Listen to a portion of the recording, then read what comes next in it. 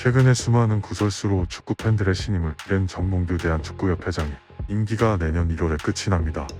많은 축구 팬들은 더 이상 정몽규 회장의 연임을 원치 않고 있는데요.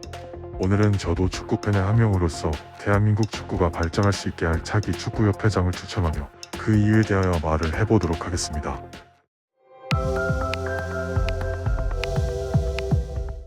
안녕하세요. 여러분에게 재미있는 소식을 전달해드리는 로컬 튜브입니다.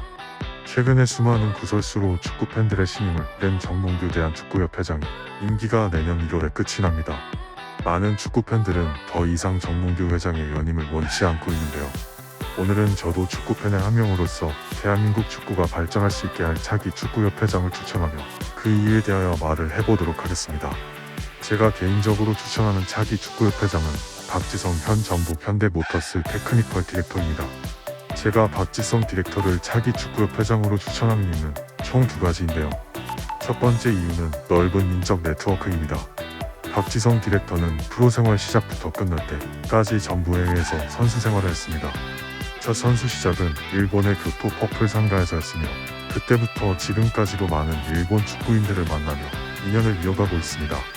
인정하고 싶지는 않지만 일본 축구협회는 우리나라보다 훨씬 구체적인 계획을 가지고 국가대표팀은 물론 자국 선수들 육성까지 잘 해내고 있습니다. 최근 아시아컵에서 이란에 져서 탈락은 했지만 현재 일본 국가대표팀 스쿼드를 보면 주전 라인업 전부를 유럽파로 채우는 건 물론 후보 선수들까지 유럽에서 활약하는 선수들로 채울 수 있습니다. 일본 축구협회에서 오랜 시간 선수 육성에 투자를 한계 빛을 보고 있기 시작한 것입니다. 지난 카타르 월드컵에서는 모두의 예상을 깨고 독일, 스페인과 같은 강팀을 이기는 이변을 보였고 최근까지도 유럽의 강팀을 만나 기등하거나 더 뛰어난 경기력을 보여주면서 월드컵에서의 성적이 우연이 아니었다는 것을 증명했습니다. 이렇게 일본 축구협회가 체계적으로 팀을 발전시키는 동안 한국 축구협회는 계속 퇴보를 하고 있었습니다. 손흥민, 김민재, 황희찬과 같은 뛰어난 선수들이 나왔지만 이 선수들은 대한축구협회 시스템에서 육성된 선수는 아닙니다. 일본 축구협회의 시스템은 같은 아시아를 무대로 하고 있는 우리나라에게는 보고 배울 만한 모델이 되는 것은 분명합니다. 그렇기에 일본 축구계 인사들과 좋은 관계를 유지하고 있는 박지성 디렉터가 축구협회장이 된다면 이런 좋은 시스템을 가져와 우리나라 축구계에 심을 수 있을 것입니다. 그리고 박지성 디렉터의 인적 네트워크는 일본에서 끝나지 않는데요. 일본을 제외한 선수 생활은 전부 유럽에서 했다는 점입니다. PSV 아인트호벤, 맨체스터 유나이티드와 같은 네덜란드와 잉글랜드를 대표하는 축구 명문팀에서 선수 생활을 한 박지성 디렉터는 최근까지도 히딩크, 퍼거슨과 같은 명장들은 물론 에브라, 퍼디난드, 루니, 코크 등 한때 축구계를 휘잡았던 축구 스타들과도 좋은 관계를 유지하고 있습니다. 이런 유럽 인맥들은 박지성 디렉터가 축구협회장이 되면 AR 유스 육성, 연령별 대표팀 지도자 선임, 한국 축구 홍보 등 많은 부분에서 큰 도움을 줄 수 있을 것입니다. 실제로 지난 2018년 박지성 디렉터가 대한축구협회 유스 전략 본부장으로 있었을 때 우리에게는 클린스만을 선임한 것으로 더 잘 알려진 마이클 뮬러 전 전력강화위원장을 데려왔었는데요.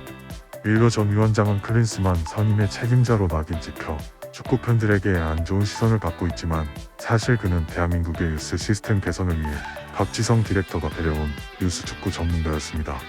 그는 독일 축구연맹에서 전임 지도자 및 유소년 연령별 코치, 스카우트 역임하며 독일 유스와 밀접하게 관련된 일을 하다가 박지성 디렉터의 추천으로 한국에 오게 됐는데요.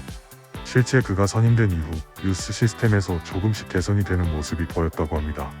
이런 전문가를 현 축구협회는 본인들의 화살바지로만 사용하고 내보내는 게 참 안타까운 현실입니다. 그리고 현재 전북 현대모터스의 디렉트를 하면서도 전 첼시 감독인 디마테오를 전북 현대의 기술 고문으로 선임하고 자신이 뛰었던 PSV, 아인트허벤과 유소년 육성 관련 협약을 맺는 등 본인의 인적 네트워크를 활용해 팀 성장을 돕고 있습니다. 이런 박지성 디렉터가 한국 축구협회장으로 온다면 졸속 행정만 되풀이하는 현 축구협회 시스템을 선진 축구 그리고 트렌드에 맞는 시스템으로 바꿀 수 있을 거란 기대가 큽니다. 두 번째는 행정 전문가라는 점입니다. 박지성 디렉터는 과거에 아시아 축구연맹 홈페이지에 게재된 인터뷰에서 자신은 지도자에 대한 꿈이 없다고 다시금 못 박았었습니다. 감독에 대한 의지를 묻는 질문에 난 어린 연령대 선수들의 육성에 보다 관심이 있다.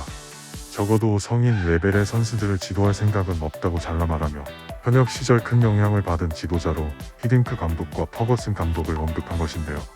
히딩크 감독은 박지성이 세계적인 수준으로 성장할 수 있는 단초를 제공한 인물이고, 퍼거슨 감독은 그를 업그레이드시킨 지도자입니다.